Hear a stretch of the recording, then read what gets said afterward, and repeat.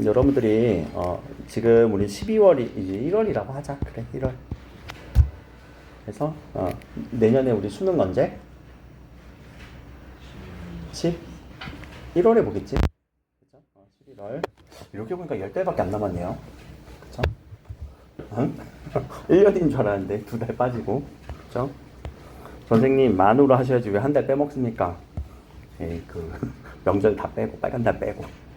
그렇게 치면 그렇게 될 것 같고요. 일단 중대 발표가 뭐냐면요. 지금 우리 고3 시간표가 변동이 될 거예요. 그래서 우리가 주 1회 수업이 이제 주 2회로 늘어날 거예요. 시간도 뭐 이게 반반씩 해서 2시간 2시간씩 이렇게. 근데 요일이 아직 정해지지 않아서 요일이 계속 협의 중인데 어떻게 될지를 모르겠어 지금. 그래서 금요일 수금이 될지 뭐 어떻게 될지는 조금씩 이렇게 좀 하고 있다라는 거. 그리고 딱 완성이 되면은 이제 공지를 할 건데, 자 다음 주가요 우리 수요일 날이 1월 1일이거든. 신정이니까 공부해야 되겠네. 아니야? 야, 그리고 31일과 30일 날이 월화잖아요. 이때는 기존 시간표대로 돌아가요. 기존 시간표대로. 그러니까 지금 현재 그 고2 시간표대로. 이때 수학하고 영어는 그때 그렇게 운영이 돼요. 그러다 보니까 요 신정을 제끼고 나면 이제 목요일하고 금요일 있잖아. 그럼 목금 중에 한 번이 이제 국어 2시간 또는 이제 영어랑 맞물려서 같이 들어갈 수도 있는데 그 2시간짜리 수업을 제가 일정상 못하게 되어 있어요, 지금. 그러니까 다음 주 수업을 못해요, 국어를. 국어만. 또 오해하지 말아라. 다음 주 수업 없대. 아니야, 국어만 못해요. 알겠죠? 알겠지? 그럼 우리는 언제 만나요? 언제 만나요? 그 다음 주 며칠이니? 1월 6일이 이제 월요일이거든요. 이때부터 우리가 고3 국어가 정식으로 시작된다. 그럼 이때부터 막 시작하기에는 시간을 너무 많이 소비하는 경향이 없잖아 있어서 여러분들한테 그 뒤에 이렇게 넘기다 보면 이거 작년 수능 문제랑 그 이제 우리 수능 특강 연계되는 부분이거든요. 이거 그냥 가볍게 읽어보고 풀어주시면 돼요. 그리고 선택 과목 문제도 지금 출력하고 있으니까 그것도 이제 드릴 거예요. 그러니까 지금부터 1월 6일 전까지 1월 6일까지 또는 그 주위에 있는 국어 시간까지 문제를 좀 풀어오시면 돼요. 몇 문제 안 돼 얘들아. 조금 있어. 근데 한 120문제 되겠다 이번에는. 이번엔 좀 많이 주는 거야 내가. 나 원래 국어 문제 많이 안 주거든. 그렇죠? 근데 이번엔 가볍게 풀라고 했어요. 앞에 전체가 가볍게 해요. 가볍게. 그리고 뒤에 어떻게 풀어야 되는지는 제가 설명을 좀 드릴게요. 그리고 시간 제곱 모의고사는 지금 안 해도 괜찮아. 시간 제곱 모의고사는 지금 그 실력도 그 실력이 아니야. 여러분들 모의고사 지금 준비했니? 내신 하느라고 다 까먹었잖아. 또 1번부터 푸는 거 아니야? 1번부터 쭉 푸는 거 아니야? 그러다가 20 몇 번 푸는데 시간이 없는데. 정답. 저번 주에 이렇게 불렀어. 그렇게 풀었어? 그러니까 그럴 것 같아. 그래서 모의고사 준비는 이제 차근차근 할 건데 제가 이제 얘기하고 싶은 얘기는 뭐냐면 여러분들 지금 선택 과목을 제가 물어봤잖아요. 왜 선택 과목이 크게 보면 이제 화자, 엄매 크게 다른 느낌이니 아니면 뭐 별로 차이가 없는 느낌이니? 차이가 좀 있다. 차이가 좀 있다? 왜? 이제 푸는데 시간이 문제 푸는데 시간 어떤 게 많이 걸렸어? 과장은 전부에 응? 시간이 많이 걸리는 것 같아 이게? 엄매는 시간 안 걸려? 아니야 화장에 비해서. 이거는 상대적으로 또 어떤 차이가 있는 것 같아요? 공부하는 데는 차이가 없을까? 풀어봤어야 알지 또. 다 까먹었잖아 지금. 얼마 전 모의고사 안 했니? 했지? 11월 달에. 10월 달에 실무. 10월 달에 10월? 한 달 땡겨서 봤어. 한 달 땡겨서 했잖아. 한 달 땡겨서 했구나. 그렇구나. 그래. 그러면 뭐 내신 때문에 다 먼 과거가 됐잖아. 대과거가 됐잖아. 어떻게 풀었어요, 여러분들? 무슨 차이가 있어서? 2학년 때까지는 시험지가 우리가 1번부터 10번까지가 화작이에요. 그리고 11번부터 15번까지가 언어예요. 매체는 아니고. 그러니까 이 차이 없었어? 문제수 차이니까 시간도 차이가 났을 것 같기도 하고. 또 뭐가 어렵니? 응? 화작이 어려워? 엄매가 어려웠던 사람. 비슷하죠? 그렇죠? 왜 이렇게 차이가 날까? 나는 이게 어려운데 쟤는 저게 어렵네? 물론 그러니까 사람이지. 사람이 다 다른 거니까. 근데 이게 왜 두 개가 이렇게 차이가 나? 똑같은 거 아니야 그냥? 똑같이 쉬운 거 아니야? 라고 한다면 다시요. 야, 우리가 국어잖아, 국어. 얘들아, 국어잖아. 그치? 화작은 국어에서 뭘 강조하는 것 같아? 야, 화작의 우리 플레임이 뭐야? 화법과 장문. 화법과 장문. 그럼 야, 화법은 뭐니? 우리 어쩌다 그냥 말하기. 말하기 중심으로 공부하는 거지. 장문은? 그치? 언어는? 매체는? 근데 매체라는 거는 우리가 공부해 본 적이 거의 없으니까 일단 이거는 제끼고. 자, 말하기 중심 국어에서 우리 말할 수 있잖아요. 그치? 국어를 통해서 나라 말씀이 등국에 따라 서로 사마띠하는 할세 이런 이유로 제 뜻을 능히 펴지 못하니까 글을 만들어 주신 거 아니야. 그럼 이때 말은 얘들아 글이 아니란 얘기야. 말이지. 글을 만든 거는 여기서. 근데 사실 이거는 둘 다 똑같은 거죠. 어떻게 보면 우리가 표현한다는 거에 있어서. 그렇죠? 그러면 이 말하는 게 화법에서만 나오니? 생각해보자. 우리 말하는 게 화법에서만 나올까? 말하기와 관련된 문제가? 독서에서는 안 나오니? 누군가는 이렇게 말했다. 그치? 어떤 철학자는 이렇게 말한다. 뭐 그렇게도 얘기하지 않아? 소설에서는 안 나오니? 소설에서는 겁나 나오잖아. 뭘로? 태화로. 근데 왜 그거를 우리는 연결을 못 지을까? 화작은 또 다른 거라 생각을 할까? 본질은 똑같아요. 말하는 거에 있어서 그 의미가 무엇이냐. 그걸 생각하는 거예요. 본질을 생각을 해야 돼. 장문은 쓰기잖아. 어떻게 쓸 건데? 자, 제가 늘 얘기하잖아요. 저 국어교육 전공할 때 어떤 거 전공했다고? 세부 전공으로?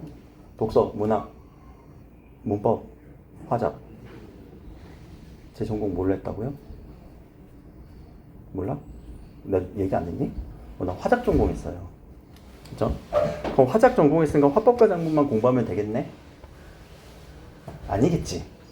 그럼 야, 글 쓰는 데 있어서 가장 중요한 우리 핵심은 뭘까? 글 쓰는 데 있어서. 응? 그치. 얘들아, 문법이야. 문법적 지식이 없는 장문이 된다고?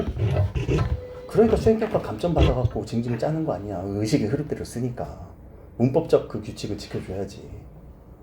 그쵸? 그런 데 있어서 그러면 자 문법이 되게 중요해요 여러분들. 그래서 기초적인 문법은 장문을 하시더라도 알아야 돼요. 특히 그 문장 고쳐 쓰는 것 그리고 올바르지 않은 문장을 좀 고쳐 쓰고 이런 것들. 근데 심지어 자 매체하시 우리 엄매에서 매체가 들어가요. 우리 내신에서 매체 거의 안 하거든요. 내신에서는요. 수능 매체는요. 매체만 가지고 문제가 안 나와. 절대 안 나와. 못 나와. 어떻게 나와? SNS? 뭐 유튜브? 카카오톡? 그거 자체가 뭔데? 근데 우리는 SNS를 통해서 또는 유튜브를 통해서 혹은 카카오톡을 통해서 뭘 하고 있니? 그 안에서. 내가 오늘 카톡 보냈지. 근데 답장도 안 하더라. 거기 뭐 들어가서 입력도 안 하는 사람들이 있더라. 나는 그거를 이렇게 전달하면 그걸 통해서 뭘 하고 싶었던 거야? 소통. 지시하달? 소통. 그럼 소통은 얘들아 매체를 통한 뭘 하고 싶은 거야? 결과적으로 이거예요. 화법. 그렇죠? 여러분들 이 언어와 매체랑 화작이 완전히 뭐 다르다라고 생각을 하면 절대 안 됩니다. 절대 안 돼요. 절대 안 돼요. 저 문법 하기 싫어서 화작 왔는데요. 싫어서 간 거잖아. 그치? 못해서 간 거고 하기 싫어서 간 거고 배우러 가야지. 화작을 배우러 가야지. 화작 런 하시는 분들 알겠죠? 또 좀 화작이 싫어서 여기 문법으로 왔는데 엄매로 왔는데요. 야 매체는요. 제가 장담하게요. 매체 문제가 몇 문제냐면 6문제가 나오거든요. 여기서 2문제 빼고 나머지 4문제는요. 화작 문제를 그대로 변용을 하는 거예요. 알겠죠? 그래서 글 정확하게 읽어줘야 돼요. 그러니까 어떤 거 하나도 완벽하게 편향적이진 않다라는 얘기예요. 고3에 있어서. 그런 얘기들 좀 하려고 지금 여러분들한테 그렇게 물어본 거고, 일단 자 반이 이렇게 이렇게 우리가 2시간 체제로 나뉘었을 때 일단은 이제 아마 영어 선생님하고 제가 이렇게 시간표가 이렇게 교대로 들어가는 느낌이 있을 것 같아요. 그럼 반 구성이라던가 어떻게 해야 될지 그거는 좀 논의해갖고 시간이 정해질 것 같긴 하거든요.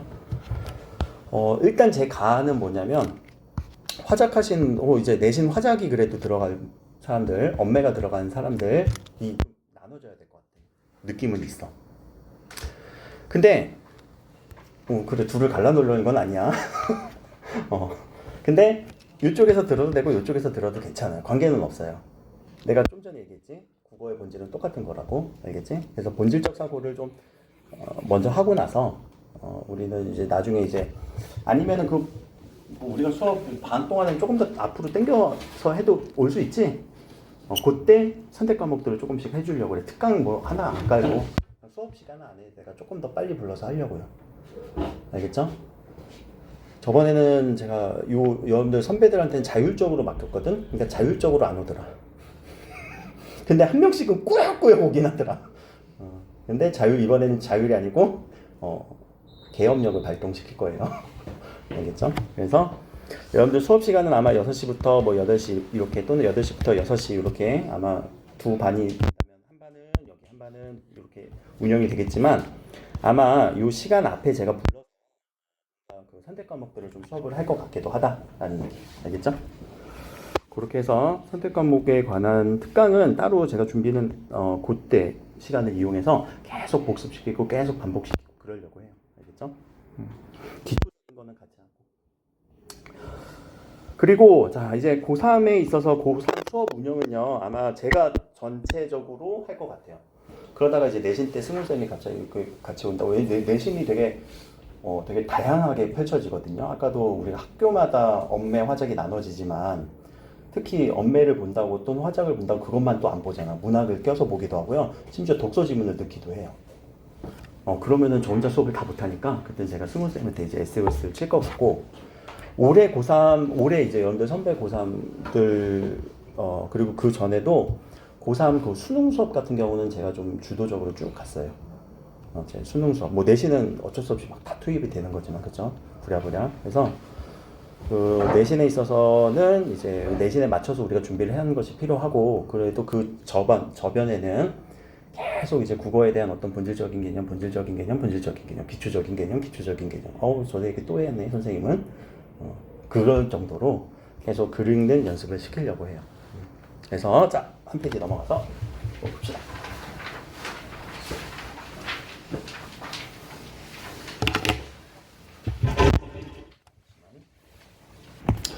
올 한 해 좀 제가 여러분들한테 좀 또 도의적으로나마 좀 미안한 마음이 있어서 좀 미안하다는 얘기부터 좀 해야 될 것 같아요. 제가 중간에 좀 도망치려고 했었잖아요. 아니니? 모르니? 모르는 사람 몰라도 괜찮아. 모르는구나? 그래. 모른 척해 그러면. 근데 왜 못 도망쳤는지 모르겠어요. 도망쳤었거든. 사실은 쳤었는데 도대체 수업을 어떤 식으로 하셨길래 내가 다시 잡혀온 거야? 그치? 그래서 내 잘못은 아닌, 내 잘못이다. 그래 미안하다. 도의적인 책임을 느끼면서 그래서 2학기 들어가면서 이제 제가 여러분들 저랑 이제 내신 준비했던 2학기 내신 준비했던 과정 속에서 뭐 성적 잘 나오신 분도 있고 올라온 분도 있고 확 떨어진 분도 있고 유지되신 분들도 있을 텐데 고3 때는요 더 신경 많이 쓰려고 해요. 그래서 학년제를 제가 다시 건의를 했어요. 그러니까 좀 그 전까지는 모든 학년을 승훈쌤이랑 저랑 같이 다 들어갔었는데 이번에는 그냥 학년제를 나눠서 2학년이 지금 이제 승훈쌤이 하시고 3학년을 제가 하고 1학년 같은 경우는 의정부 1학년은 제가 해요. 1학년 같은 경우는 지금 교육과정이 바뀌기 때문에 제가 도망쳤던 데가 교육과정 공부하러 갔던 데인지 알고 있죠? 그래서 교육과정을 거기서 좀 다시 한번 쭉 체계적으로 공부해와서 그래서 학원에다 적용하려고 1학년 의정부 1학년을 제가 맡았고 3학년은 제가 하던 대로 그래도 수능 국어가 가끔 의정부에서 흔치 않은데 1등급이 나와요. 수능 국어가 1등급이 그래도 은근 나와요. 의정부에서도요. 올해는 한 문제 차이로 지금 몇 명이 아깝게도 지금 2등급 이제 문연 2등급이 많아갖고 몇 명 없었지만 그래서 좀 아쉬운 부분을 좀 발판 삼아서 여러분들한테는 조금 더 강압적으로 강조하면서 강하게 할 계획입니다. 알겠죠?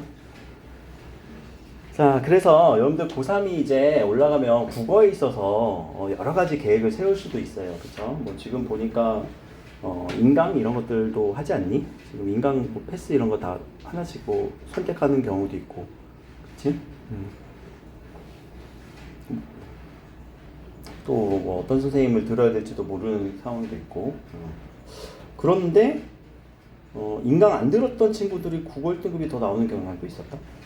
내가 보기에는 뭐 주혁이도 그렇고 다인이도 그렇고 영서도 그렇고 생각해보면 그랬던 것 같아요. 불과 몇 년 전 얘기입니다. 알겠죠?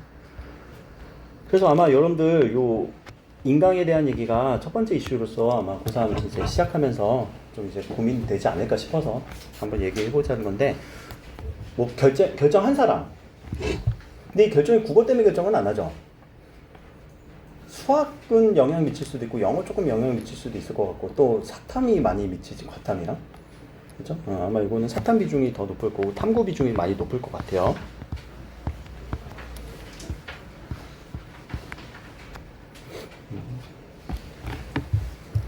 그래서 탐구 비중이 높겠지만 그래도 여러분들 뭐 수업을 이제 꼭 하라는 얘기는 아닙니다. 이거는 절제적인 건 절대 아니에요. 그리고 인강 뭐 커리만 타면 되겠지, 절대 아닙니다. 차라리 안 타는 게 나아요. 그냥 커리 타다가 컬업 안 돼. 그럼 인강은요, 여러분들 OT만 듣지 마세요. OT만 듣지 말고 그 교재 안 사도요 1강, 2강 이렇게 수업 들을 수 있잖아. 신청해서 이걸 그 패스권 끊으면. 알겠죠? 그래서 한 주차 수업은 꼭 들으세요. 한 주차. 1주차 플러스 그 다음 주 2주차의 첫 번째 수업.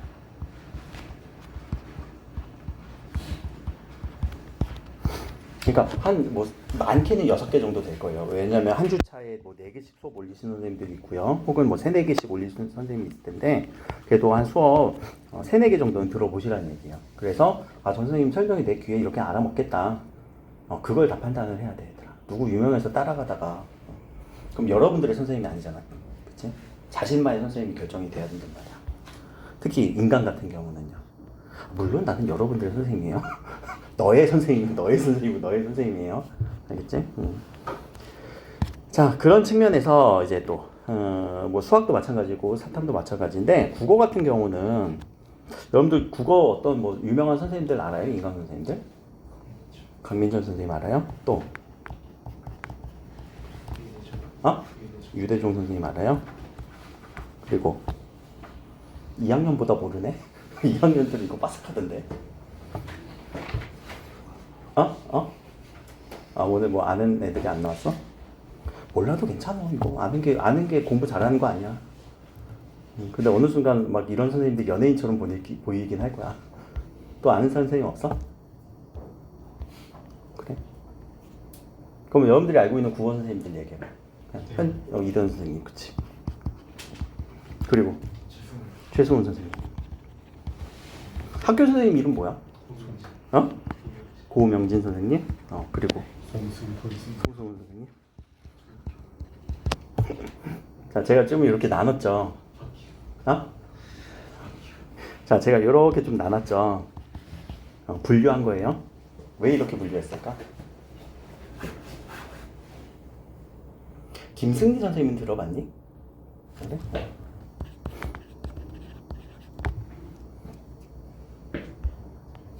김동국 선생님 들어봤니?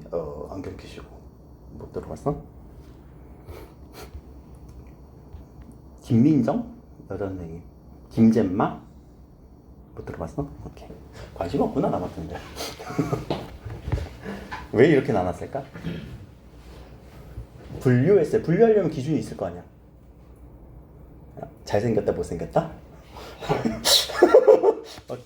왜 승은쌤 혼자 있을까? 중립! 같이 중립! 잠깐만, 그러면 난 여기 잘생겼잖아. 잘생겼... 어떻게 생기신지 모르겠는데. 그래, 잠깐. 어떻게 생겼지? 그건 아닌 것 같아. 자, 무슨 수업을 들어도 저는 뭐 관계 없다고 생각을 해요. 뭐 이것만 할 거면 이거 해서 자기가 딱 베스트 선생님을 찾을 거라고 한다면. 근데 안 들어도 괜찮아요. 알겠죠? 꼭 들어야 되는 건 아닙니다. 일단 이쪽은요, 국어 교육 하신 분들이에요. 그러니까 학교 선생님들은 국어 교육을 할 수밖에 없어요. 차이점이 있다 말씀드릴게요. 자, 이 부분은요, 국어 국문학과예요. 이분들은요, 국어 잘했음이에요. 자, 강민철 선생님이 전공이 정확하게는 뭔지 모르겠지만 이분이 아마 이공계라고 제가 들었거든요. 저도 잘 몰라요. 근데 유대종 선생님은 철학과예요. 그래서 국어 선생님 하시기 전에는 그 생윤 선생님, 그러니까 윤사 선생님 그쪽 수업을 하셨어요. 김승민 선생님은 컴퓨터공학과예요. 그러니까 그냥 국어 잘했음. 국어 잘했던 선생님들. 그러니까 자신의 방법이 그냥 이렇게 하면 돼. 이렇게 하면 돼. 내 방법대로만 해.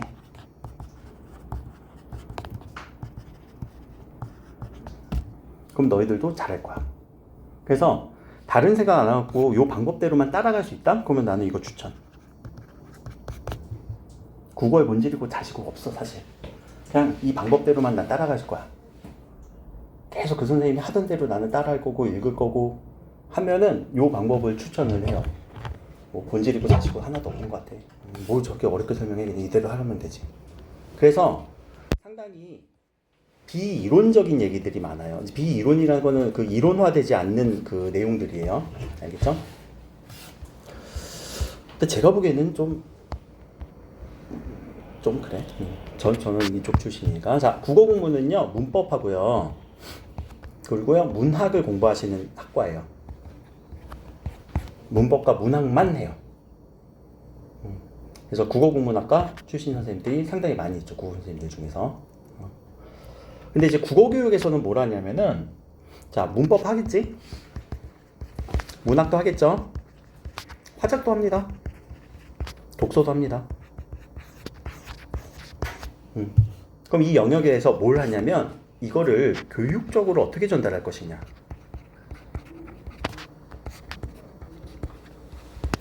교육적으로 어떻게 전달할 것이냐.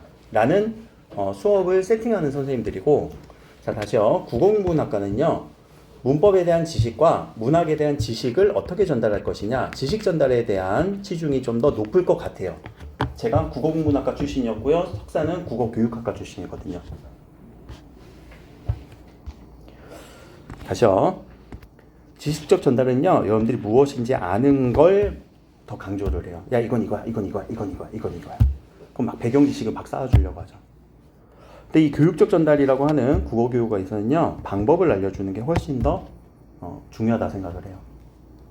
그래서 저는요, 사실 잘 몰라요. 배경 지식. 뭐 이렇게 내용 물어보면 잘 몰라요. 배경 지식 잘 이렇게 썰을 풀어낼 게 별로 없어. 근데 방법적으로는 계속 내가 강조를 했을 거란 말이에요. 그렇죠? 그래서 좀 달라요. 그래서 만약에 어떤 인강 선생님들 들어도 이게 이렇게 구분되면 되게 좋을 것 같기는 해요. 물론 다 방법이라고는 얘기하실 거예요. 이 선생님들 다. 내 방법대로 해야 돼 라고 이렇게 얘기를 하시겠지만, 요 국어 이론적으로 방법을 전달할 수 있느냐, 또는 내 방법대로 해야 돼 라고 하는 내용이냐, 좀 다를 겁니다. 그리고 국어 교육 하셨던 선생님들은요, 화작과 독서 교육론 요거를 다른 데서는 절대 못하는 거죠. 그래서 여기에서 공백이 뭐냐면요, 화작을 독서처럼 하는 선생님들이 있어요. 화작을 그냥 독서하듯이 하면 돼 라고 얘기를 하시는 선생님들이 꽤 많거든요. 물론 일부 맞지. 왜 국어의 본질은 똑같은 거니까. 글을 읽고 풀어낸다는 건 똑같으니까. 그러면 문법도 똑같지. 글을 읽고 풀어낸다는 거예요. 그치? 독서도 똑같지. 문학도 똑같지. 근데 그 조금 차이점들을 여러분들이 좀 개념화시키는 게 다를 거란 말이에요. 저랑 수업을 한다면. 그래서 화작을 저는 상당히 개념화시켜서 공부를 시키는 방법이 있고요. 그리고 독서 같은 경우는 계속 이제 개념 강좌하면서 할 거고. 이렇게 해서 지금 이제 요 인강을 선택을 하셨을 때 혹시 어떤 선생님 좋아요? 라고 하면은 뭐 모르겠으면 물어봐도 괜찮아요. 그 선생님들 내가 뭐 다 보지는 않지만 그래도 한번 쭉 보면서 비판하긴 하거든. 나 혼자 스스로. 설명 잘 못한, 틀리게 설명하시는 선생님들도 꽤나 있어서, 물론 틀렸다고 해서 뭐 비판받을 건 아니지만, 그게 이제 요 추천을 하는 경향도 있어요. 알겠지? 비이론적이지만 왜 아이들이 더 흥미를 갖고 그것 때문에 더 열심히 할 수 있고 그것 때문에 점수가 더 올라가는 경향도 있거든. 근데 반대로 제 수업 같은 경우는 또 단점. 너무 이론에 좀 치중되다 보니까 그 이론은요 왜 이론이라고 하냐면은 복습을 안 하면 이론이 안 돼요. 복습을 해야 돼요. 그래갖고 복습을 안 하면 이론 큰일 났어. 큰일 나게 돼요. 엄매 지금 선택하신 분들 있죠? 복습 무조건 해야 돼요. 복습하기 싫은데 엄매 선택했다고? 그럼 깔아주러 가는 거야. 알겠지? 근데 그 복습은 제가 수업을 하다 보면 여기 2주차 첫 번째, 두 번째 수업을 왜 들으냐면은 여기에서 혹시 복습하시나 한번 그거 한번 확인해 보라고. 선생님들이 이제 수업하시는 방향성이 이제 인강이다 보니까 수업 시간이 그렇게 제약이 없는 경우도 있거든. 그래서 복습을 좀 다뤄주시는 선생님이 난 좋다라고 생각을 해요. 뭐 탐구도 그렇고 수학도 그렇고. 수학 같은 경우 근데 현우진 선생님은 그 복습 잘 안 하시던데. 그냥 단원대로 탁탁 나눠서 가시던데. 그런 느낌이 있어. 그리고 뭐 EBS 선생님들 중에서 EBS 윤혜정 선생님, EBSI의 윤혜정 국어 선생님이 있는데 이 선생님은 또 제가 수업을 들었던 선생님이기도 해요. 그러니까 저도 인강을 찾아서 들을 정도로 공부를 할 때 항상 나이가 되게 많으세요. 생각보다. 나이가 많은 게 아니라 젊은데 되게 이제 젊은 시절부터 수업을 하신 분이라서 얼핏 보면 나랑 별 차이 없어 보여. 물론 나보다 나이 많아요. 윤혜정 선생님은. 알겠죠? 그래서 EBS 윤혜정의 그러니까 혹시나 뭐 국어 자기 혼자 하겠다라고 하면은 저한테 와서 꼭 물어보고 확인받고 가시라는 얘기고. 자, 두 번째는 이제 여러분들 모의고사가 시작이 됩니다. 우리 모의고사 언제 볼까? 방학 아니야, 둘 다 틀렸어. 그거 봐, 제대로 모르네. 방학 빼고 아니야, 방학 안 빼도 안 보는 데 있어. 시험 기간? 그것도 이제 고려하지. 자, 3월 모의고사 봅니다. 그리고요 4월 모의고사 봅니다. 그리고요 6월 모의고사 봅니다. 그리고요 방학 언제야? 7월 모의고사 봅니다. 헷갈리지? 8월 방학. 9월 모의고사 봅니다. 그리고 10월 모의고사 봅니다. 11월 수능이에요. 자, 근데 6월, 9월, 11월이 평가원은 뭔데? 수능을 출제하는 대학 수학 능력 시험을 출제하는 평가원이에요. 알겠지? 그래서 이때는 모의 평가라고 해요.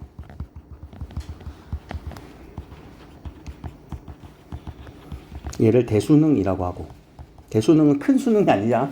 대학 수능 능력 시험을 얘기하는 거야. 근데 여기 연도가 여러분들 몇 학년도 수능 시험 문제 알아요? 2020 맞아요. 내년은 몇 년도인데? 근데 왜 숫자가 1이 더 더해져? 그렇지. 그때 대학에서 수학 가능한지 능력을 측정하는 거거든. 수학이 가능하다란 말이 뭐야? 배울 수 있느냐, 네가 학문을 제대로 배우겠느냐, 닦을 숫자 수련하다. 알아? 그러니까 언제 대학에서? 그 내년도 대학에서. 그래서 모의평가는요 다 숫자가 플러스 1이 돼서 나와요. 알겠죠?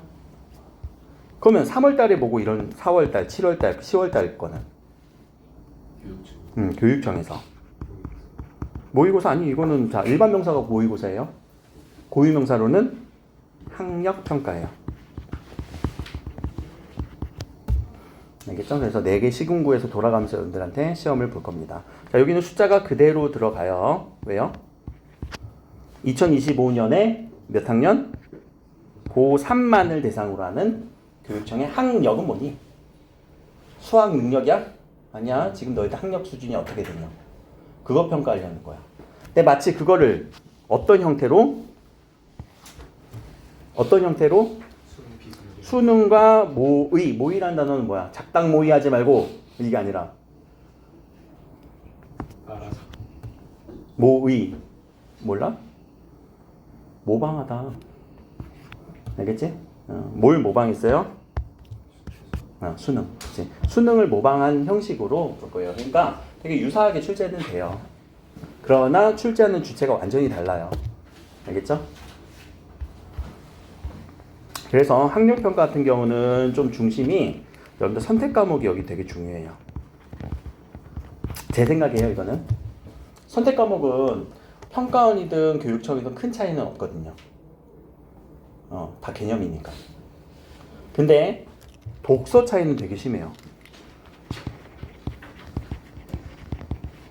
독서 편차가 되게 심해요. 글 쓰는 그 문장이라던가 이런 것들이.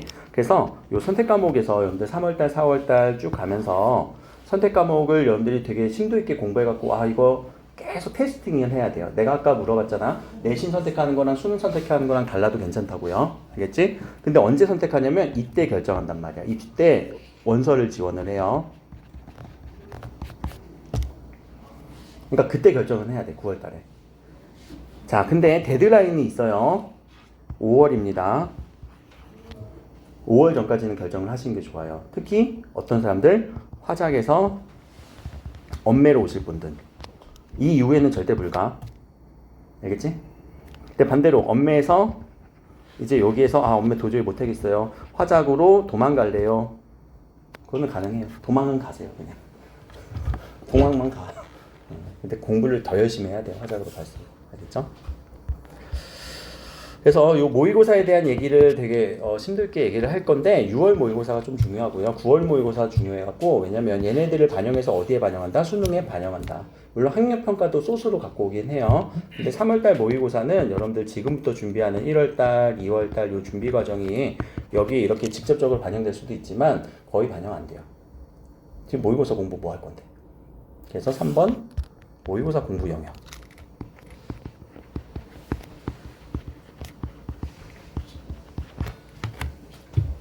자, 우리 공통과목이라고 배우는 거 뭐가 있을까?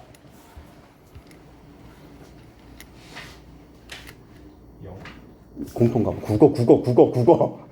국어에서 독서, 문학. 자, 근데 얘가 이제는 3학년이니까 문제 번호가 지정되어 있다. 그래서 독서 1번부터 3번까지는요, 독서 이론이에요. 지금까지 본 적 없었던 그런 유형. 제가 가끔 보여드리긴 했었죠. 그리고 4번부터 자 독서가 17문제 전체적으로. 자 여기는 이제 인문, 예술, 사회, 문화, 과학, 기술의 지문들. 이 세 세트가 나옵니다. 그래서 그거를 뒤에다가 제가 넣은 거예요. 여러분들 그 뒤에가 작년도 수능 문제예요. 수능 문제. 알겠지? 독서 이론은 빠져 있습니다. 독서 이론은 매년 좀 달라지니까. 자, 문학도 우리가 17번부터 18번부터지. 18번부터 몇 문제? 34번까지. 그럼 여기에는 현대 시, 현대 소설, 고전 시가, 고전 소설을 기본적으로 몇 세트가? 4세트가 기본에 플러스 알파가 되는 이런 느낌들도 있어요. 뭐 다른 거랑 이게 비교 대조를 한다거나 그 희곡 뭐 이런 것들. 뭐 수필.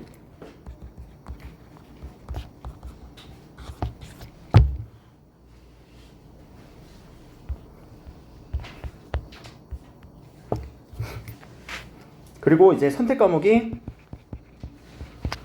35번부터 45번까지 11문제예요. 자, 화작 중심으로 또 한번 얘기해 볼게요. 화작.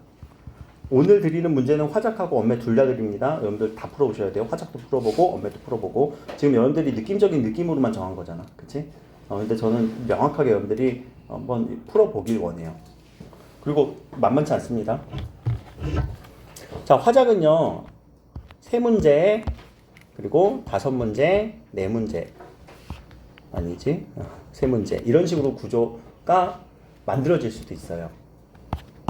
그래서 화작 3문제, 미안해. 화법 3문제, 그리고 뒤에 작문 세 문제. 여기는 화법, 작문, 융합.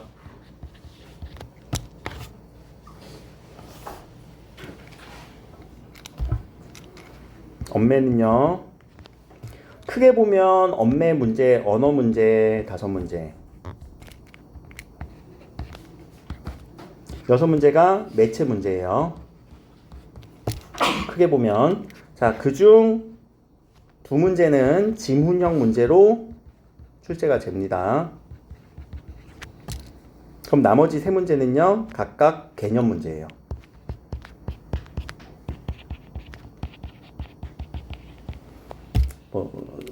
높임 표현을 아느냐, 문장의 짜임을 아느냐, 뭐 이런 것들. 자, 근데 매체 문제 중에서 한 문제는요, 문법 문제예요. 문법을 연결시켜서 문제를 얘기를 합니다. 그래서 여기 5문제가 지문형 문제 2개, 각 개념을 물어보는 한 문제, 한 문제, 한 문제. 매체 문제 한 문제도 문법을 물어보는 거고요. 한 문제가 매체 특징 물어보아요. 뭐 카카오톡을 이렇게 하는데 뭐 답글 달기를 쓸 수 있다, 또는 이모티콘을 뭐 날릴 수 있다, 뭐 되게 뻔한 문제를 물어봐. 이거 틀리는 경우가 있어, 가끔. 왜냐면 어휘를 몰라서 틀려. 어이없게. 자, 그리고 나머지 4문제 정도는 화법 문제랑 비슷해요. 그리고 이 매체가 보통 4문제, 2문제 혹은 3문제, 3문제로 나뉘어서 세트로 나와요. 그거를 여러분들이 한번 보면서 지금 요 부분을 꼭 체크해 놓으란 얘기예요. 알겠죠? 요 부분을 여러분들 제가 오늘 드렸던 그 뒤에 이렇게 쭉 보면 모의고사가 그대로 수능이 그대로 실려 있어요. 알겠지? 그런 거 보면서 비교 대조하면서 요거를 보란 얘기야. 알겠죠? 그리고 선택 과목은 선택 과목대로 따로 드릴 거예요, 이따가. 그래서 요 개념들, 여러분들 머릿속에 이 개념들이 먼저 있어야 돼, 우리가. 수능을 하려면, 고3을 하려면. 알겠지? 문제가 이렇게 구성되는구나, 라는 거. 그러면, 자, 4번째는, 그럼 각 영역별 공부 방법은 어떻게 할 건데? 국어니까 그냥 다 똑같이 하면 되겠다. 그럼 문제 많이 풀어? 자, 국어는요, 빠르기보다 뭐라고? 바르. 알겠지?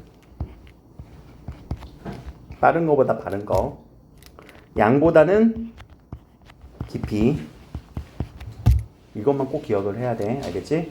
문제를 많이 푼다고 해서 여러분들 늘어날 걸 기대한다면은 모의고사 문제를 매일매일 하나씩, 한 세트씩 다 풀고, 그리고 피드백을 다 해야 돼요.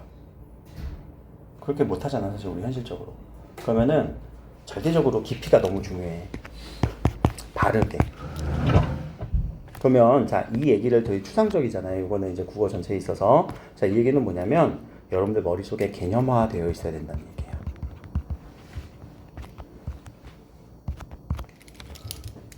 공부를 하는 데 있어서 공부가 개념화가 되어 있어야 돼요.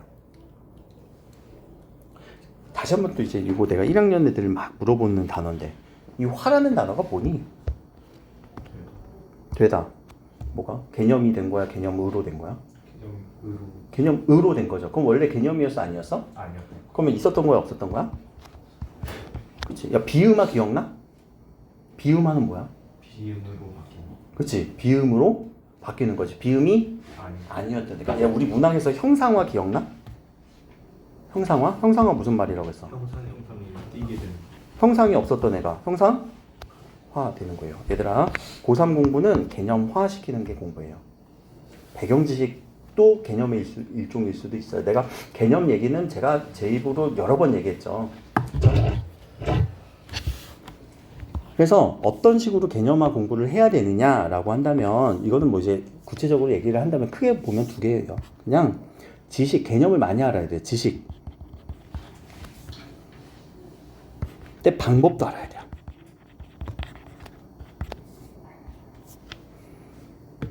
개념화 과정은 크게 보면 이렇게 2가지로 우리가 나눌 수 있을 것 같아요. 그럼 우리가 지식적으로 필요한 건 뭘까? 우리 수능 공부하는 데 있어서, 국어 공부를 하는 데 있어서. 지식적으로 필요한 거. 이거 모르면은 막 공부가 안 돼. 이거 모르면 풀지도 못해. 문법 개념이에요.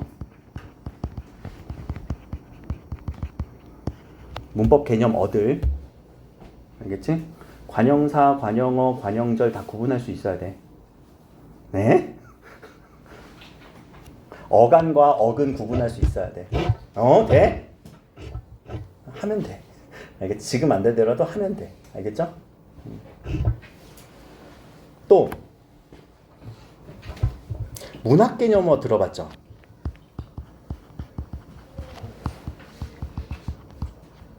그러니까 어떤 문학의 개념들이 있는데 그 개념을 딱 함축적으로 표현하는 그 말이 있어요. 말. 문학 단어들. 근데 이 단어를 우리는 어떻게 해야 되냐면 풀어서 쓴다. 그러니까 반대로 물어보면 문학에서 위시에서는 서리법이 쓰였다. 이렇게 하면 우리 서리법 찾으러 가겠지. 예. 근데 서리법을 풀어서도 설명할 수 있어야 된다고. 뭐라고 풀어서 설명할래? 서리법. 물어보면서 뭔가를 강조하고 있다. 자, 그러면 뭐가 문제예요? 풀어서 설명하는 우리가 그 내용을 읽어갖고 얘가 딱 떠올라야 된단 말이야. 아, 그거 찾으라는 거구나. 그러니까 문학 개념어적인 측면, 문법 개념적인 측면들이 머릿속에 딱 박혀 있어야 된다는 얘기야. 그리고 화작의 문제 유형.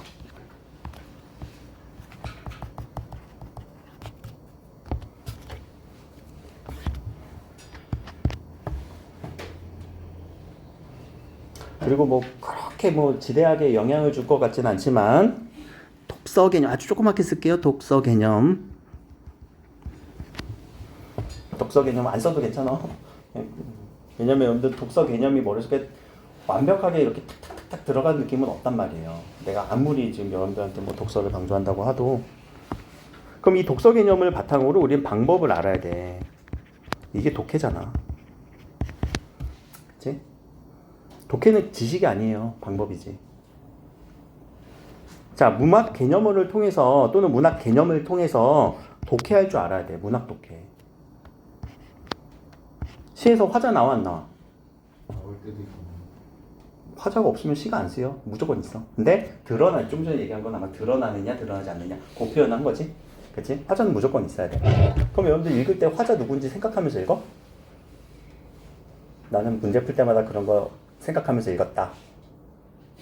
아니지. 그냥 읽게 되지. 그치? 그럼 우리는 개념을 쓰는 거예요? 아니면 그냥 개념 따로 독해 따로예요? 안 쓰게 된단 말이야. 나는 근데 그거는 개념화가 안 된 공부라고 생각을 해요. 알겠죠? 문학 개념이 적용되는 공부를 하셔야 돼요. 항상. 또 문법 개념이 적용되는 공부를 하셔야 된다고요. 근데 문법 개념은 어디에도 영향을 줘? 독해에도 영향을 줘요. 그럼 얘들아 다시 한번 보자. 독해라고 하면 나 이 말 쓰는 거 제일 싫어해. 비문학은 없어. 얘들아 비문학이라는 영역은 없어. 도대체 무슨 비문학이 뭐야? 비문학은 뭐야? 문학이 아닌 거야? 문학이 아닌 건 뭔데? 언어와 매체, 화법과 작문, 독서? 그럼 다 비문학이네? 왜 비문학이라는 얘기를 했냐면 얘들아 문학이 우리 국어에 들어올 일이 있니? 생각해봐. 국어랑 문학이랑 무슨 상관이야? 국어로 쓰는 게 문학. 그렇지. 야, 근데 문학은 우리가 국어학에 들어가, 예술에 들어가? 응? 그러면 우리 한강 선생님이, 한강 작가가 노벨 문학상을 받을 게 아니라 노벨 언어상을 받았어야지. 뭔가 언어적으로 이렇게 표현을 하는 거에 있어서. 얘들 문학은 사실 보면 국어에서 번외예요. 너도 국어국문학과 이렇게 들어서는 알겠지만 문해창작학과가 따로 있는 거 알아요? 문창과가 따로 있어요. 문해창작학과. 그런 학과가 있을 정도로 문학은 예술로서 다뤄요. 근데 왜 국어에서 다루냐? 글로 쓰여져 있으니까. 글로 표현된 걸 여러분들이 이해하라고. 딱 그 정도 수준이야. 알겠지? 그래서 그 문학과 문학이 아닌 걸 구분하기 위해서 비문학 하는 거지만 우리가 공부하는 데 있어서는 그거 엄격하게 나눠주세요. 알겠죠? 그럼 독해하는 데 있어서 우리가 독서 독해 필요하죠? 또 문학 독해도 필요하죠? 화작은 독해 필요 없나? 화작도 독해 필요하네. 문법은? 언매는? 독해 필요 없나? 아니 다 필요해. 독해가 필요 없는 영역은 없어 얘들아. 그러니까 독해가 가장 기본이야. 그래서 방법화시키는 거야 여러분들 공부를. 개념화시키는 거야. 그냥 우리가 개념만 공부하는 게 아니라고. 얘들아 지식은 개념이야. 알겠지? 뭔지 딱 아는 거 배경 지식이고 그것만 공부하면 안 된 거. 그건 개념 공부하는 거고. 개념화라는 거는 개념이 아니었던 애를 개념화시키는 거잖아. 방법은 개념화하는 거예요. 화가 나도록. 모르겠으면 미칠 것 같아. 이거 어떻게 풀어야 되지? 방법을 모르겠어. 알겠죠? 그럼 독서의 개념화 방법, 뭔가 독해 방법은 문학과는 다르겠지. 화작도 다르겠죠. 언매도 다르겠죠. 왜? 각각의 영역마다 특징적이 있을 거니까. 그 영역의 특징을 고려하라는 얘기예요.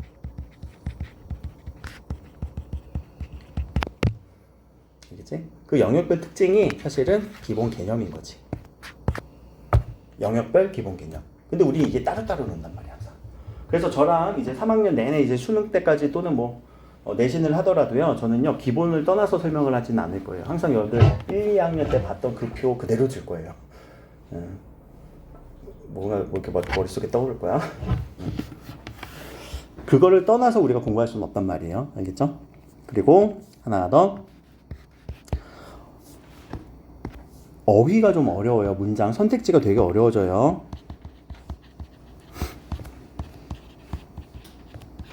선택지 난도가 되게 올라갑니다. 알겠죠?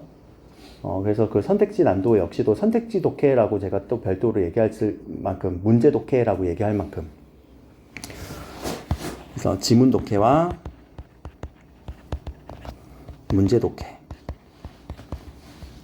제가 저한테 선택지 잘라서 읽으라는 얘기 한 번도 안 들어보신 분은 없죠. 근데 우리 안 잘라서 읽죠. 빨리 내 눈을 바라봐.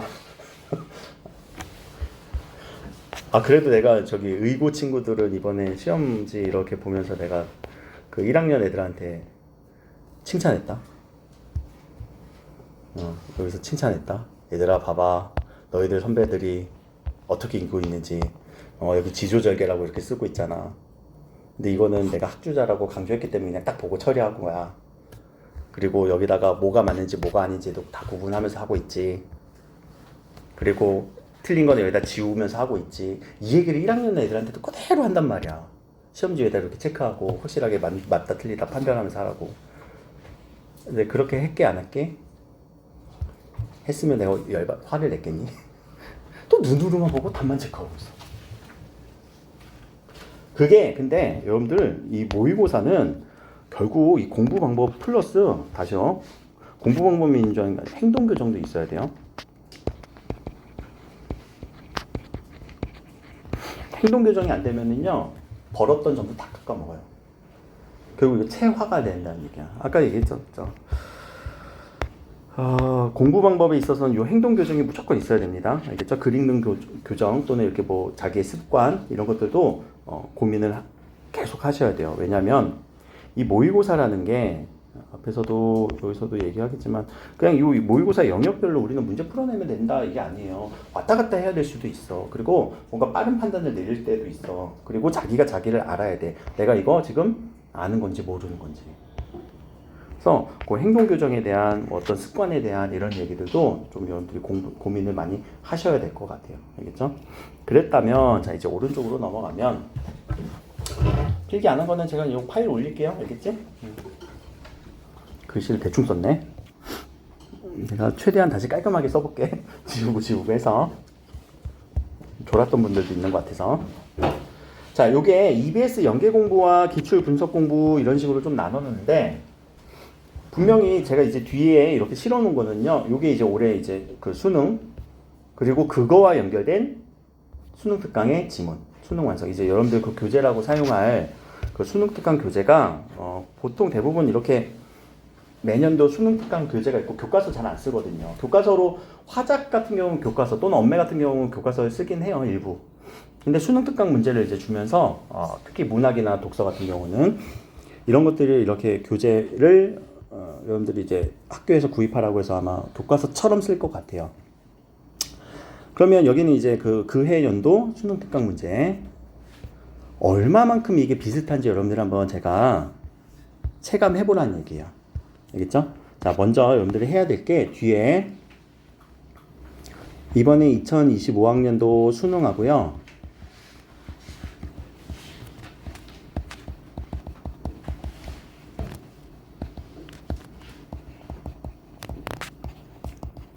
그러니까 EBS 지문이 이렇게 수능 지문으로 반영이 된 거겠지? 요거에 대한 서로 연관성을 한번 평가해 보세요. 그러니까 문제를 제가 무조건 이거 다 풀어오라는 얘기가 아닙니다. 글을 읽어오라는 얘기예요. 알겠죠? 문제 안 풀어도 괜찮아. 알겠지? 근데 나중에 공지할 때 문제 풀어오라고 공지는 할 거야. 여기 여러분들 오셨으니까 특혜는 드릴 건데 문제 안 풀어도 괜찮아. 근데 글은 읽어야 돼. 알겠죠? 자, 수능 연계 EBS 지문들을 제가 이렇게 연계된 건 다 실었어요. 소설 한 편은 연계 안 됐거든요. 작가 연계가 돼갖고.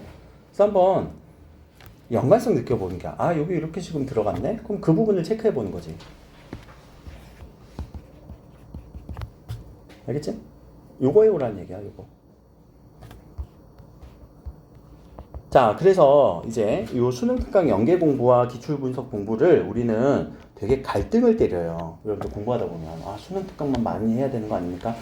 분석 기출을 해야 되는 거 아닙니까? 그대로 국어 공부는 똑같아요. 뭘 하든. 알겠지? 그냥 바른 길로만 가면 되는 거야.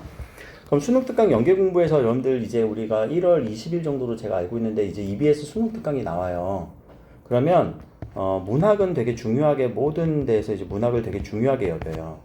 문학 작품은 그대로 반영이 돼서 나오니까. 그치? 그래서 문학에 있어서 먼저 현대시예요, 현대시. 현대시 공부를 좀 먼저 하셔야 돼요. 우리 그래서 1월달 이거 나오면은 요 현대시 부분부터 공부를 좀 할 거예요. 현대시는 계속적으로 우리 1월달부터 공부해갖고 수능 전까지 계속 복습하는 느낌이 들게까지. 이제 고전시가 이렇게 공부를 좀 하셔야 되고요. 소설 같은 경우는 우리가 이 소설 공부하는 방법이 저는 이제 두 가지, 물론 문학 공부하는 방법이 두 가지인데 여러분들 현대시 공부할 때 어떻게 공부하는지 지금까지 내가 잘 모르겠지만 그냥 이렇게 밑줄 치고 외우고 그거 절대 문학 공부 아니라고 얘기를 했어요. 그치? 그렇게 공부한다면 수능은 망해. 필패야. 독해 공부를 하는 거예요, 독해. 근데 이 독해가 어디에서 더 필요하면 소설에서 훨씬 필요해요. 시는 짧잖아. 그치? 독해 안 되는 부분이 어딨어. 말이 어려우면 독해가 안 되겠지만 고전이니까 또 가사 같은 게 좀 길어서 이제 안 되겠지만 소설 독해를 여러분들 꼭 하셔야 돼. 이거 무슨 장면이지? 아, 얘 지금 뭐 하고 있지? 줄거리 줘요, 안 줘요? 안 줄걸? 뒤에 가서 보면. 근데 줄거리 주는 경우도 있습니다. 근데 요새 추세가 줄거리 잘 안 줘요. 그냥 줄거리 싹 잘라버린단 말이야. 그냥 어떤 장면이 어떻게 이어지는 거야? 난감할 때가 많아. 그래서 이 소설에 대한 독해를 여러분들 꼭 공부를 하셔야 되고, 그리고 그거와 함께 제가 병행하는 거 있죠? 소설 개념, 문학 개념어. 가끔씩 칼라로 이렇게 출력할 때도 있고 그런 거 있잖아. 시와. 그것도 이제 올해는 또 조금 더 수정하고 있어요. 또 계속 수정하고 있습니다. 그래서 요 문학에 대한 공부를 좀 힘주어서 공부를 할 것 같아요. 일단은 이게 이제 내신 대비이기도 하고요. 문학을 언매에서도 넣고 저기 화작에서도 넣긴 하거든. 독서 들어갈 때는 그냥 독서 공부하면 되는 거고요. 알겠죠? 그래서 문학을 좀 힘줘서 공부를 할 것 같다라는 거. 그럼 얘는 이제 EBS 수능 특강이 있어야 되고, 요 문학 개념어는요, 문학 개념과 관련된 거는 제가 그냥 따로 교재 제본해서 드리려고 해요. 저 지금 출력 작업하고 있고요. 얘는 이제 EBS 수능 특강 준비하시면 되고,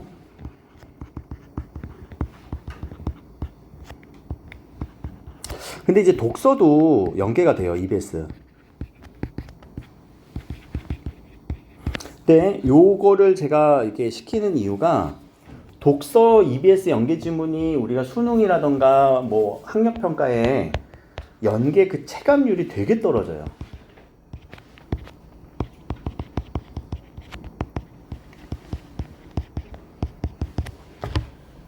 그러니까 그러니까 연계체감률 때문에 공부하지 마세요. 이건 연계체감률을 공부하시는 게 아니고, 그러니까 뭐가 배경지식적으로 막 이거를 내가 이거 알아, 오, 나 이거 알아, I know 이 느낌으로 공부하는 게 아니야. 그냥 두루 전반적인 그냥 배경지식 공부해야 돼 이거는.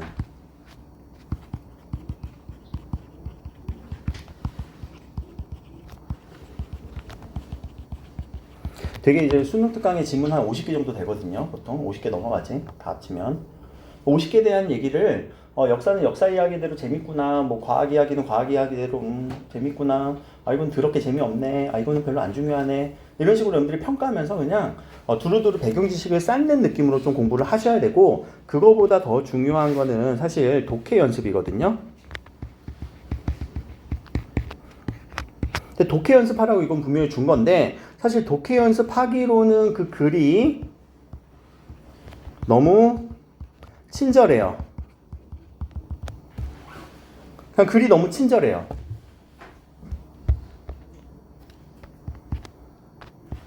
모의고사 지문이 훨씬 어려워요. 길어서 그래 이거. 글이 너무 친절해. EBS 수능 특강 보면. 그래서 글이 친절하다 보니까 여기에서는 배경지식 쌓는 느낌으로 공부하되, 그리고 어휘적인 특징 혹은 기초 개념들. 그러니까 기초 개념이라는 거는 우리가 인문 분야의 기초 개념, 역사도 있고요, 철학도 있고요, 그렇죠? 그리고 예술에 대한 기초 개념도 있고요, 사회, 문화, 정치, 법, 경제의 기초 개념들이 있어요. 과학 기술에 대한 기초 개념들도 있죠. 그러니까 그런 기초 개념 쌓는 정도로만 여러분들이 공부를 꾸준히 하시면 좋을 것 같아요. 그리고 저도 꾸준히 한두 지문씩 설명하고 그렇게 하려고 해요. 너무 어려운 거는 체감률이 너무 떨어져. 우리가 뭐라고 하지 이거? 효용 가성비. 그건 가격이잖아. 공성비. 공부 대비 성능이 많이 떨어진다, 독서는. 그래서 일부 사람들은 이 독서를 야, 기출 분석을 하는 게 훨씬 나, 역대 수능 기출 분석하는 게 훨씬 나 라고 얘기하는데, 그건 저는 일부 동의. 그러나 올해 출제는 여기서 나온다. 그래서 배경 지식은 쌓아야 돼요. 그래서 제가 요거를 여러분들 꼭 읽어보라는 얘기, 알겠지? 어떻게 반영되는지. 그러면 요 기출 공부를 하는 데 있어서 이 독서에서는요, 기출 분석할 때 독서는요, 이거 문제 잘 푸는 게 중요한 것도 있지만 글의 흐름 파악하는 거고요, 글의 문장 수준을 파악하는 거예요. 글 흐름, 더 작게는 문단의 흐름, 그리고 문장의 흐름, 그리고 문장을 잘랐을 때 그 문장의 구조들.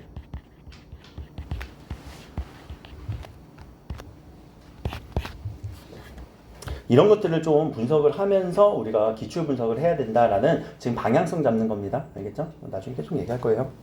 글 흐름, 문단 흐름, 뭐 문장의 흐름, 문장의 구조, 이런 것들을 좀 평가하면서 판단하면서. 여러분들 글을 어렵게 우리 준단 말이야, 일부러. 그치? 그랬을 때 이런 글의 흐름이 느껴지면 이런 흐름 속에서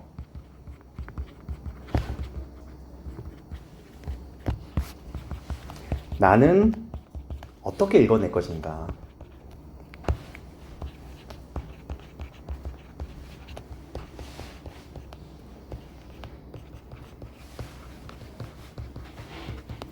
이런 질문으로 귀결되는 여러분들의 개념화가 되어야 된다고요. 독해 개념화. 알겠지? 아, 이렇게 글이 이렇게 막 난잡한데 내가 이걸 어떻게 읽어야 되지? 물론 나는 얘기하지. 두 글자 정리해. 너 정리를 어떻게 하지? 그런 고민들. 이 어떻게가 되게 중요한 질문이에요. 이게 깊이라고요. 알겠죠? 그래서 요 독서 기출 같은 경우는 여러분들 EBS 작품을 달달달 공부하는 게 아니라, 이렇게 글이 좀 가볍게 나오네? 그러면 여기서 전반적인 배경지식, 뭐 철학은 또 재밌어. 뭐 서양 철학도 있고 동양 철학도 있고, 윤사했던 사람들, 생윤했던 사람들 있니? 윤사 생윤 혹시 하나라도 했다. 많이 있네, 그치? 불교 사상은 알아? 도자와 노자의 차이도 알아? 공자와 맨자의 차이도 알아? 그런 게 배경지식이지. 서양 철학은 칸트하고 베이컨 차이도 알아? 그래. 끄덕여주면은 이제 철학 부분은 좀 괜찮아지는 거지. 근데 또 어려운 부분만 내겠지? 수능에서. 자, EBS 연계에서 이제 화작이라던가 엄매 이게 보통 이렇게 4권 나와요. 알겠죠? EBS 문학, EBS 독서, EBS 화작, EBS 엄매. 그리고 나중에 이제 수능 완성 이거는 7월 달에 나옵니다. 여기는 수능 특강이에요. 이건 1월 달에 나오고요. 수능 완성은 7월 달 정도에 나오는 거예요. 그럼 이때는 이제 한 권 정도. 여기서도 작품이 한 20개 정도 나오거든요. 그래서 EBS 연계 작품이라고 하면 수능 특강과 연초에 나오는 그리고 여름에 나오는 수능 완성을 같이 포함한 책이에요. 그래서 여기 있는 문학 작품들은 다 공부를 하셔야 되는 거고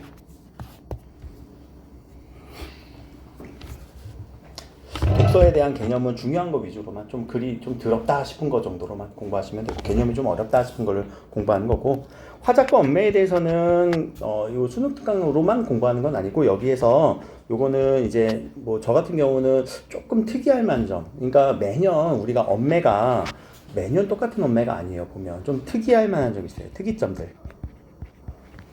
요 특이점은 그러면 여러분들 뭐 매년 이렇게 수능 완성을 수능 특강 공부했었어야 되잖아. 특이점을 발견하려면 그치? 이 특이점들은 선생님들 통해서 공부하면 돼요.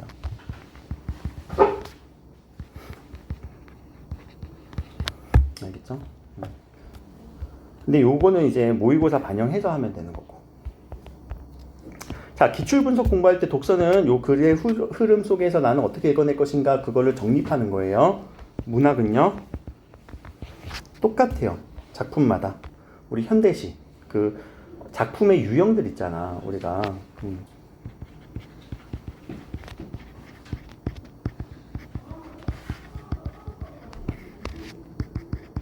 나는 어떻게 읽을 것인가.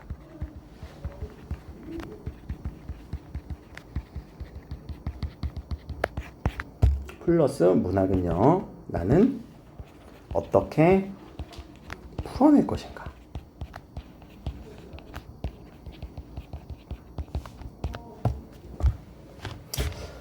이게 왜 이렇게 조금 그럼 독서는 풀어내는 거 아닙니까? 라고 한다면 아니, 독서도 푸는 거 맞지. 근데 좀 둘의 관계가 완전히 달라서 그래요. 이 독서 같은 경우는 얘들아 잘 생각해봐. 지문이 있어야만 문제가 구성되는 구조거든. 무조건. 근데 심지어 보기 문제도 마찬가지예요. 이 지문과 보기가 서로 적용이 되는 그런 느낌이 있거든. 혹은 뭐 대조되는 관점. 근데 문학은 이게 보기가 들어가서 그래. 보기. 제가 그 문학의 보기는 두 가지 유형이라고 했죠. 지문을 정리한 내용이 있고 작품 설명이기도 하지만 반대로 문학 이론을 바탕으로 보기가 구성된다는 얘기 안 했니? 했을걸?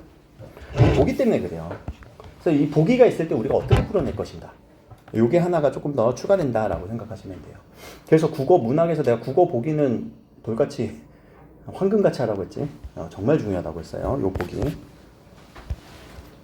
그래서 어떻게 풀어낼 것인가. 이거를 우리가 어떻게 이게 우리가 하나의 깊이 있는 공부가 될 것이다 라는 거. 물론 이것들을 여러분들이 씨름을 해보고 이제 와서 선생님 설명이랑 듣다가 좀 나는 선생님 그렇게도 좋지만 제 방법이 더 좋은 것 같아요 라고 얘기해주면 좋을 것 같아요.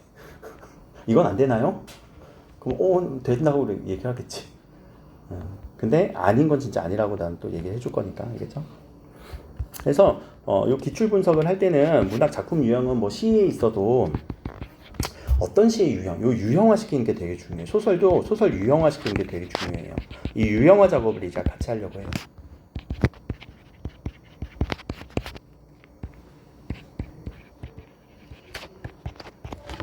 유형화 작업을 할 거예요.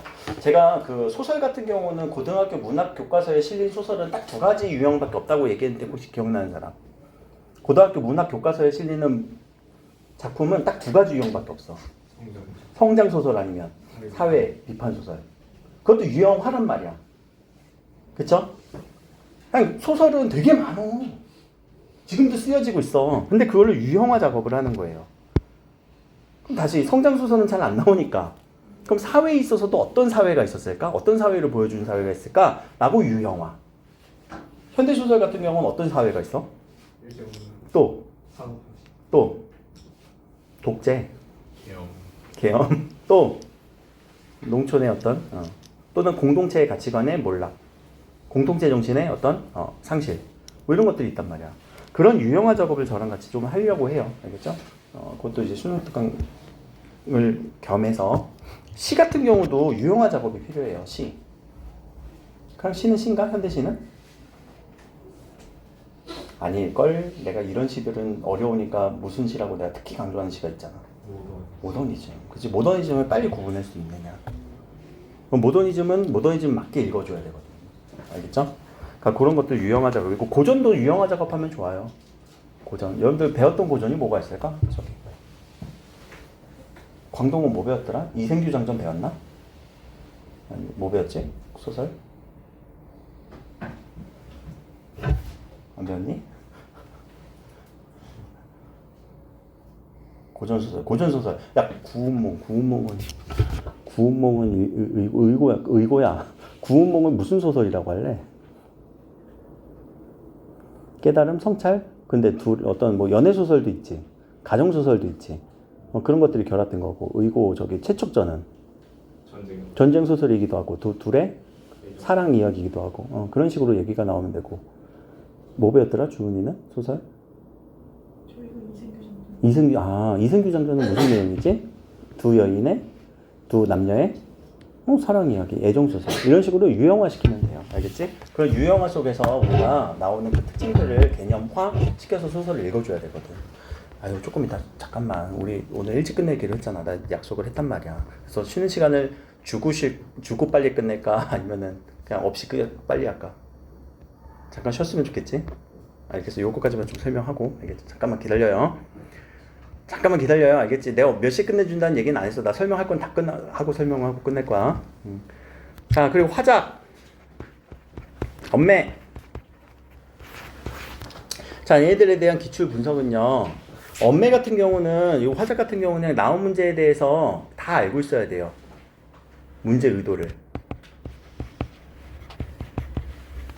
여기서 나오는 개념들을. 그 개념어예요. 사실 어떻게 보면. 그거 다 알고 있어야 돼요.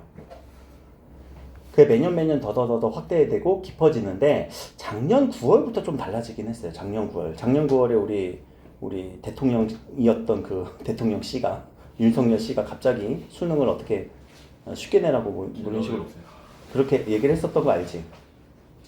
그래갖고 좀 출제 경향이 많이 바뀌었어. 선택 과목에서 특히 엄매가 출제 경향이 완전히 바뀌었더라고요. 교과서를 원래 좀 벗어나는 문제들이 많이 나왔었거든. 근데 교과서 곳곳에서 나오고 이번에 그 엄매를 제가 또 야 여기서 나올 것 같아. 아니나 다를까. 그리고 내가 올해 좀 찍기 운이 많이 올라갔다고 얘기를 하잖아. 그치? 의고는 좀 느끼지? 주자학? 학주자? 뭐 그래요. 아무튼 자, 그래서 요거는 문제 의도라던가 개념어, 그 출제됐던 개념에 대해서는 확실하게 아는 걸 목표로 해야 됩니다. 근데 전년도로 갈수록 문제가 쉬워져요. 왜? 우리가 지금 푸는 문제는 어려운 문제니까. 그렇죠? 그러니까 눈 감고도 풀 수 있을 정도로 전년도로 갈수록. 그래서 얘네들은 어떤 기출 분석보다는 사실 개념 복습이 훨씬 더 차라리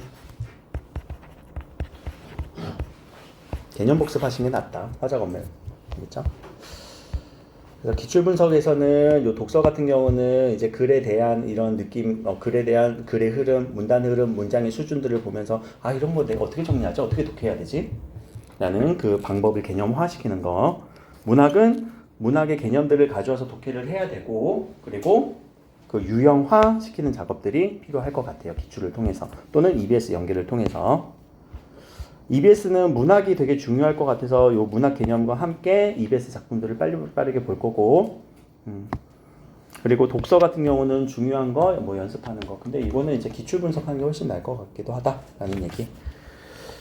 이렇게 되면은 이제 모의고사 얘기랑 제가 오늘 하고 싶었던 얘기들은 일단 큰 틀에서 방향성. 그럼 도대체 뭐가 바른 방향입니까? 라고 한다면 문학은 EBS 수능 특강 공부를 먼저 해야 된다. 그리고 독서는 기출 독서 분석을 먼저 하자라는 거. 어떻게 해야 됩니까? 어떻게 바르게 해야 됩니까? 영역마다 다 다르다. 알겠지? 영역마다 국어라고 해서 다 똑같이 보면 안 된다. 알겠지? 그래서 영역마다 그럼 공부를 어떻게 해야 됩니까? 지식을 많이 쌓아야 되는 공부부터 해야 되고 또 그 지식을 활용해서 방법적으로 우리가 끌어낼 수 있는 거. 지식 따로 방법 따로 이러면 절대 안 된다. 알겠죠? 그걸 꼭 연결 짓는 공부가 바른 공부인 것 같아요. 국어에 있어서. 더 중요한 얘기는 뭐라고요? 다음 주는 못한다 수업을. 1월 6일부터다. 알겠죠? 그 주에 1월 6일부터 시작되는 그 주의 국어 수업. 그러니까 2주 이틀로 나눠질 거야. 반편성은 제가 다시 공지할게요. 알겠죠? 그리고 반은 조금 뭐 섞여도 아직은 관계없다 라는 얘기 라는 거고. 자, 여기서 이제 뒤에 지문들을 제가 조금 이따 잠깐 쉬었다가 이 지문들 어떻게 처리해야 되는지 그것만 말씀을 좀 드리고 마무리를 할게요. 알겠지?